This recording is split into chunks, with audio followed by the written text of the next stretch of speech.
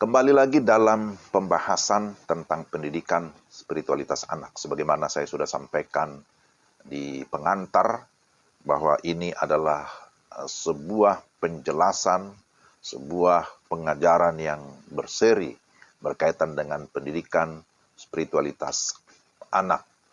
Jadi kita perlu memahami terlebih dahulu tentang permasalahan yang berkaitan dengan spiritualitas anak. Bahwa salah satu aspek pendidikan berkaitan dengan spiritualitas atau kerohanian.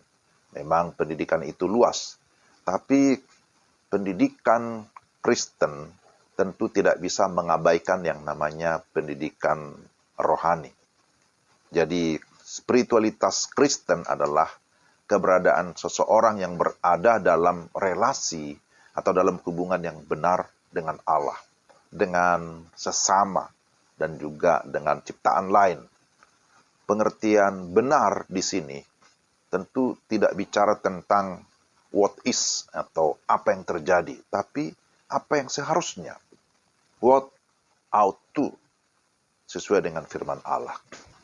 Nah, kita merujuk kepada bagian firman Tuhan yang sangat terkenal ya, Kejadian pasal 1 ayat 26 sampai 28. Saya ingin membacakan dulu ini.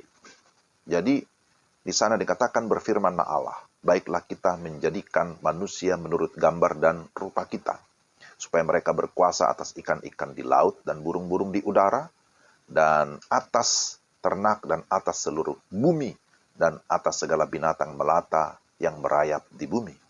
Maka Allah menciptakan manusia itu menurut gambarnya. Menurut gambar Allah diciptakannya dia, laki-laki dan perempuan diciptakannya mereka. Allah memberkati mereka, lalu Allah berfirman kepada mereka, beranak cuculah dan bertambah banyak, penuhilah bumi dan taklukkanlah itu, berkuasalah atas ikan-ikan di laut dan burung-burung di udara, dan atas segala binatang yang merayap di bumi. Kejadian 1 ayat 26 sampai 28. Nah, saudara-saudara, ayat-ayat yang tadi saya bacakan menyatakan bahwa manusia diciptakan menurut gambar Allah yang mencerminkan kemuliaan Allah dalam seluruh hidupnya. Implikasinya bahwa setiap manusia harus memperlakukan diri dan sesamanya sebagai gambar Allah yang mulia. Nah, ini saudara-saudara, implikasinya kalau kita memahami tentang konsepsi gambar Allah, saya adalah gambar Allah, maka saya harus memperlakukan sesama manusia sebagai gambar Allah yang mulia. Sementara relasi dengan ciptaan lain adalah relasi antara penguasa dan yang dikuasai, pengelola dan yang dikelola, serta pemelihara dan yang dipelihara. Nah, semua itu dijalankan tentu berdasarkan pada wibawa ataupun aturan ilahi yang diberikan kepada manusia. Jadi Allah yang memberikan otoritas, Allah yang memberikan wibawa.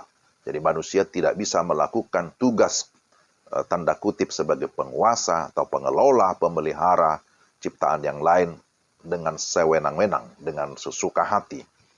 Manusia tidak melakukannya dengan pola pikir dan kehendaknya sendiri, ya, ataupun mengikuti pola pikir dunia ini, ya. Maka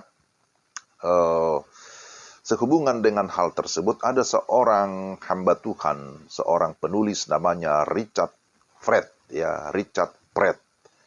ya, berkomentar bahwa bicara tentang pandangan yang alkitabiah tentang manusia yang diciptakan mulia, nah itu sebenarnya menolong kita untuk bisa belajar bagaimana kita bisa saling menghargai satu dengan yang lain. Jadi bicara tentang manusia yang diciptakan mulia itu mengajar kita bagaimana kita juga menghargai orang lain. Dan itulah prinsip kita sebagai orang-orang percaya, sebagai orang Kristen. Nah, kita akan tentu merasa bersalah kalau kita memperlakukan ciptaan yang lain dengan cara pandang dunia. Tetapi kita melihat dengan kacamata teologi, dengan cara pandang Allah. Bahwa Allah menciptakan manusia menurut gambarnya, maka demikian juga kita melihat manusia lain begitu berharga. Jadi Tuhan menaruh spiritualitas, ya, sesuatu yang bersifat rohani di dalam diri manusia. Nah, itulah dignity tadi, ada kemuliaan di dalam diri manusia. Jadi kita bisa memiliki hubungan pribadi, relasi dengan Tuhan, karena di dalam diri kita Tuhan memberikan kemuliaan. Ada satu kekhususan, ada gambar dan rupa Allah di dalam diri manusia. Ada sense of divine di dalam diri manusia, yaitu satu perasaan akan adanya kemuliaan, ya, ada sesuatu yang ilahi di dalam diri manusia yang tidak ditemukan dalam ciptaan lain. Dan itu sebabnya manusia satu-satunya ciptaan yang bisa memiliki kedekatan, memiliki maksudnya relasi secara pribadi dengan Allah yang hidup. Jadi sebagai ciptaan menurut gambar dan rupa Allah, maka manusia menempati posisi yang tertinggi dari seluruh ciptaan, ya, yang diciptakan sungguh amat baik. Kejadian 1 ayat 31. Lalu kemudian dipertegas lagi dalam Kejadian pasal 2 ayat 7 bahwa Tuhan menjadikan manusia dari debu tanah dan memberikan nafas kehidupan. Nah, hal ini mengkonfirmasi bahwa manusia memiliki unsur rohani yang kekal di dalam diri manusia. Jadi sekali lagi, bahwa manusia adalah makhluk rohani. Bahwa Tuhan menciptakan manusia bukan hanya dari debu tanah, tapi memberikan nafas kehidupan. Jadi dengan demikian, ya, di sini kita menemukan aspek spiritualitas di dalam diri manusia. Sehingga, saya sampaikan di awal, pendidikan spiritualitas itu menjadi sangat penting, karena memang manusia itu adalah makhluk spiritual. Ya, Stephen Covey, ya, sebagaimana dia menulis di dalam bukunya, dia berkata, "We are not human beings on a spiritual journey, but we are spiritual beings in a human journey." Jadi kira-kira apa maksudnya? Ya, secara sederhana ini bisa diartikan bahwa manusia adalah makhluk spiritual. Ya, manusia adalah makhluk rohani. Kita bukanlah manusia dengan perjalanan spiritual. Jadi bukan hanya semata-mata, wah saya ini manusia dan saya memiliki pengalaman spiritual. Tetapi kita adalah makhluk spiritual, kemudian dalam pengalaman perjalanan sebagai manusia di tengah-tengah dunia ini. Nah, ini menarik ya untuk kita cermati. Jadi kita bukan hanya berkata, saya manusia loh, kemudian saya memiliki perjalanan atau pengalaman rohani. Nah, tapi sebaliknya, kita adalah makhluk rohani yang kemudian dapat menjalani kehidupan sebagai manusia. Oleh karena itu, sebagai makhluk spiritual, maka di dalam diri manusia itu ada sifat-sifat rohani yang Tuhan berikan.